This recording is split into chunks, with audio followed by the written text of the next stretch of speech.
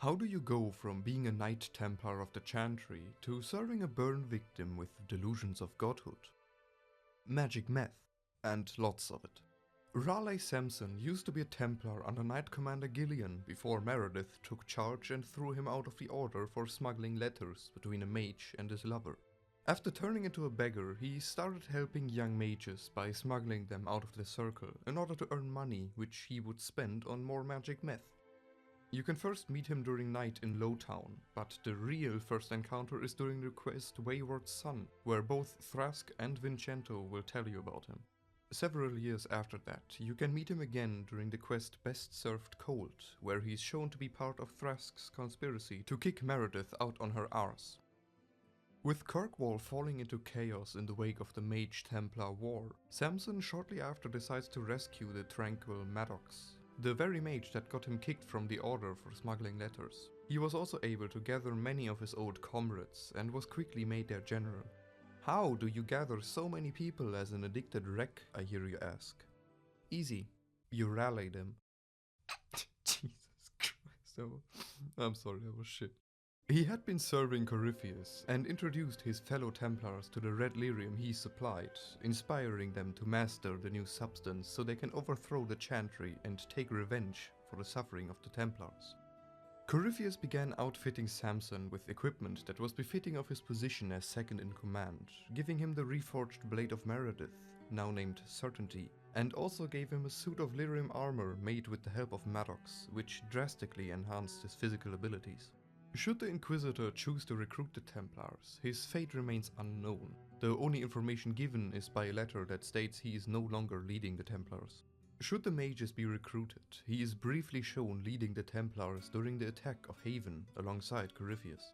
Later on in the story, at the suggestion of Cullen, the player can investigate the general and find his base in the Shrine of Dumat, where his friend Maddox was researching red lyrium. The Inquisition forces are spotted during their approach of the shrine, and Samson manages to flee, leaving behind only a handful of his soldiers and Maddox to slow down the Inquisitor and destroy any information that could aid the enemy. Maddox is briefly encountered before he took his own life, so he could not be used against his friend Samson. He is once again encountered in the Temple of Mythal, where he was supposed to be the vessel for the Well of Sorrows, but after a brief conversation with him, he is beaten unconscious and later taken to Skyhold for judgment. Which brings us to the point of this whole video, since no waifu, no raifu, what the f— on Twitter asked me what my opinion on Samson is. Cullen and others make Samson out to be a purely evil man, serving a mad would-be god, but when you actually think about it, he really isn't. I encourage all of you that want to make up their own mind to read Paper and Steel, a short story written by Joanna Barry. All of this is just my opinion of the guy.